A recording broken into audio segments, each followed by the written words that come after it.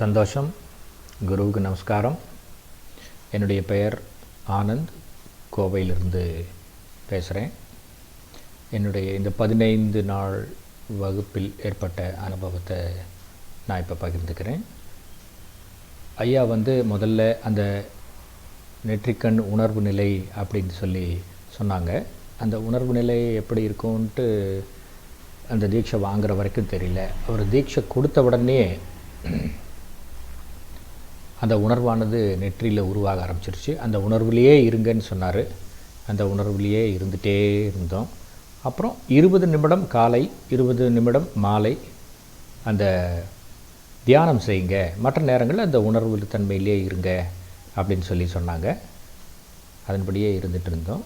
இந்த தியானம் செய்யும்போது முதல் நாள், 2வது நாள் எனக்கு கொஞ்சம் கண்களெல்லாம் ரொம்ப சூடான மாதிரி ஆயிடுச்சு. அப்புறம் ஐயாட்ட சொன்னேன்னா அதுக்கு கொஞ்சம் இறங்குப்படி தியானம் அப்படிங்கிற மாதிரி அதை நீங்கள் பண்ணிக்கோங்க அப்படின்னாங்க. அதனால் நார்மல் ஆகிட்டேன். அப்புறம் கருப்பு சூரியன் பயிற்சி, இந்த சப்தங்களை கேட்கும் பயிற்சி, அப்புறம் சுவை உணர்தல், வாசனை உணர்தல் எல்லாமே இந்த உணர்வு நிலையில் இருந்துகிட்டே நீங்கள் அது அதை செய்யுங்க அப்படின்னாங்க. அது செய்ய என்ன ஆயிடுச்சுன்னா, அந்த உணர்வானது இந்த நெத்தியில் இருக்கிறது நல்லாவே திடமாயிருச்சு. அந்த உணர்வு ஒரு முறை வந்தால் நான் கவனித்தே எண்ணியே பார்த்துட்டேன். 24 செகண்டு அப்படியே நிற்குதுங்க. 24 செகண்டுக்கு அப்புறம் தான் அதுவாக விலகுது. அந்த மாதிரி ஆயிடுச்சு. எனக்கு அதில் ரொம்ப சந்தோஷம். இது பரவாயில்ல, இந்த உணர்வு நமக்கு நல்லபடியாக நிற்குது அப்படிங்கிற ஒரு சந்தோஷம். அடுத்த நாள் நான் பகலில் படுத்திருந்தேன். அந்த உணர்வு நிலையோடையே அப்படியே தூக்கத்துக்கு போயிட்டேன். ஒரு மணி நேரம் தான் தூங்கியிருப்பேன். தூங்கி எந்திரிச்சு அவ்வளோ ஃப்ரெஷ் ஆயிடுச்சு. ரொம்ப பாடி ஒரு 4 நாள் 5 நாள் பயிற்சி செஞ்சுட்டு இருக்கவே அந்த வலிமை ஆகிறது தெரியுது. இந்த வலிமையினால் என்ன நடக்குதுன்னா, நல்ல உள்ளுக்குள்ளே ஒரு பெரிய அமைதி வந்துருச்சு. இது உடல் சார்ந்த விஷயம் இப்படி ஆயிடுச்சு. மனம் என்ன ஆயிடுச்சு அப்படின்னா, மனம் எப்பொழுதுமே ஒரு அமைதியான ஒரு மகிழ்ச்சியான ஸ்டேட்டுக்கு போக ஆரம்பிச்சு. ஒரு 4th 5th டேலே அந்த மாதிரிலாம் ஆயிடுச்சு. அப்புறம் பார்த்திங்கன்னா, எங்கூட சிலர் எல்லாம் இப்போ சரியாக பேசுவாங்க, சரியாக பேச மாட்டாங்க. அந்த மாதிரி இருந்தவங்க எல்லாருமே ரொம்ப ஃப்ரெண்ட்லி ஆகிட்டாங்க. இதில் என்னென்னா, நம்ம நிறைய விஷயங்கள் செஞ்சு வச்சுருக்கோம். அதெல்லாம் கொஞ்சம் பாதி பெண்டிங்கெல்லாம் இருந்துகிட்டே இருந்துச்சு. அதெல்லாம் நம்ம எந்த எஃபர்ட்டும் போடாமல் அந்த தியானம் முடிச்சோன்னு ஐயா சொல்லுவார், கூட்டு தியானம் தினம் பண்ணும் பொழுது உங்களுடைய உணர்வு மையத்திலிருந்து, நெற்றிக்கண் உணர்வு மையத்திலிருந்து உங்களுடைய நியாயமான கோரிக்கைகளை நீங்கள் வைக்கலாம் அப்படின்னு சொல்லும் பொழுது, அப்படி ஒரு 2-3 விஷயங்கள் எனக்கு நடந்துருச்சு. அது ரொம்ப மகிழ்ச்சி.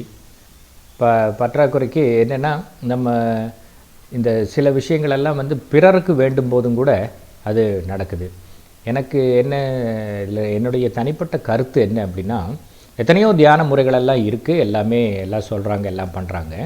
ஆனால் காரியத்தை நம்ம சுய இச்சையோடு நடத்துவதற்கு இந்த நெற்றிக்கண் தியானம் தான் சிறந்ததுங்கிறது என்னுடைய கருத்து.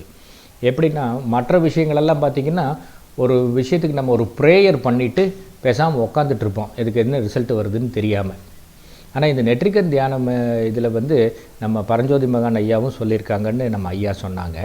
நெற்றிக்கண் உணர்வு மையத்தில் வைத்து சொல்லப்பட்ட பிரார்த்தனைகள் நிச்சயம் நடந்தே தீருங்கிறாங்க. அது நீங்கள் நல்லா நம்மளுடைய உணர்வு நிலையை இது பண்ணி தியானித்து அந்த உணர்வு நிலையிலே இருக்கும் பொழுது, சக்திகளினுடைய அளவு அதிகரிக்கும் பொழுது நம்மளுடைய பிரார்த்தனைகள் வேகமாக நடக்கும். இல்லாட்டி கொஞ்சம் தாமதமாக நடக்கும், ஆனால் கண்டிப்பாக நடக்கும். அதுதான் இதில் ரொம்ப ஹைலைட்டான விஷயம். அது எனக்கு ரொம்ப பிடிச்சிது. அதே போல் இந்த டெலிபதி தியானம், அது சொல்லித்தரேன். டெலிபதியில் செய்தி அனுப்புறது சொல்லி கொடுத்தாங்க. அது நம்ம செய்யும் பொழுது நம்ம நினைக்கிற ஆளுங்க இப்போ வரைக்கும், இன்றைக்கி மத்தியானம் வரைக்கும் நடந்துகிட்ருக்கு. நம்ம நினைக்கிற ஆளுங்க ஒரு 10 நிமிஷத்தில் நமக்கு ஃபோன் பண்ணுவாங்க, ஃபோன் பண்ணுறாங்க, பேசுகிறாங்க.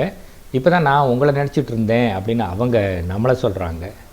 அதனால் அந்த பயிற்சியும் நல்லபடியாக சிறப்பாக அமைஞ்சிருச்சு.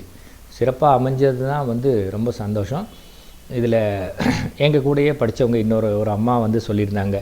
அவங்களுக்கும் நல்ல அனுபவங்கள் எல்லாம் வந்துட்டு, உச்சிக்கண் பயிற்சிக்கு நாங்கள் ஆவலுடன் எதிர்பார்த்துட்ருக்கோன்ட்டு, இதே போல் இதுக்கு அடுத்தது வரக்கூடிய அந்த பயிற்சிக்கு நாங்கள் ஆவலாக வெயிட் பண்ணிகிட்ருக்கோம்.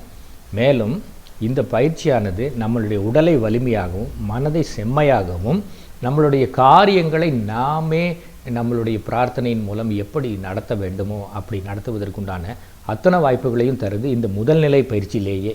நெற்றிக்கண்ங்கிறது முதல்நிலை பயிற்சி தான். அடுத்தது உச்சிக்கண், பிடரிக்கண், உள் சுழுமுனை தியானம் அப்படின்ட்டு 4 இருக்குதுன்னு ஐயா சொல்லியிருக்காங்க. அதனால் இந்த தியானத்தை வந்து எந்த அளவுக்கு நம்ம வந்து உழைக்கிறோமோ, அதில் எந்த அளவுக்கு அதை வந்து ஐயா சொல்லி கொடுக்குற மாதிரி சரியாக அந்த முறையாக ப்ரொசீஜராக பார்க்கணும். ரொம்ப ஆர்வக்கோளாறில் கண்ட மாதிரிலாம் செய்யக்கூடாது. கரெக்டாக அவர் என்னென்ன சொல்கிறாரோ, எது எவ்வளவு செய்யணும், எது என்ன மாதிரி செய்யணும், எது எப்போ செய்யணும் அப்படிங்கிற சொல்கிறாரோ அதன்படி நம்ம பின்னாடி போயிட்டு இருந்தோம்னா நிச்சயமாக நம்மளுடைய வாழ்க்கையில் ஒரு நல்ல முன்னேற்றம் வந்துருங்கிற நம்பிக்கை எனக்கு ரொம்ப திடமாக வந்துருச்சு. இந்த பயிற்சியை கொடுத்த ஐயாவுக்கும் என்னுடைய குருநாதர் அவர்களுக்கும், அவருடைய குருநாதர் மற்றும் பரஞ்சோதி மகான் எல்லாருக்கும் நான் நன்றியை தெரிவிச்சுக்கிறேன். ரொம்ப நன்றி.